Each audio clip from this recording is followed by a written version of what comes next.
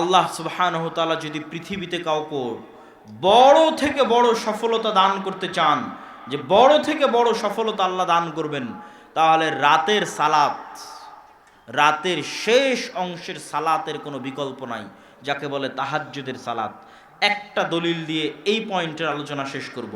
আল্লাহ সুবহানাহু ওয়া তাআলা রাসূল সাল্লাল্লাহু আলাইহি সাল্লামকে বলছেন কোরআনে, ওমিনাল লাইলি ফাতাহাজ্জাদ বিহি নাফিলাতাল লাক আসা আইয়াবআসাকা রাব্বুকা মাকামাম মাহমুদা।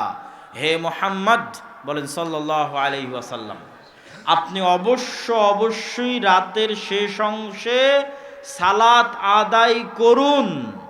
আপনি অবশ্যই রাতের শেষ অংশে অল্প হলেও সালাত আদায় করুন। আসা ইয়াবআসাকা রাব্বুকা মাকামাম মাহমুদা। এই সালাতের মাধ্যমেই আপনার প্রতিপালক আপনাকে শ্রেষ্ঠ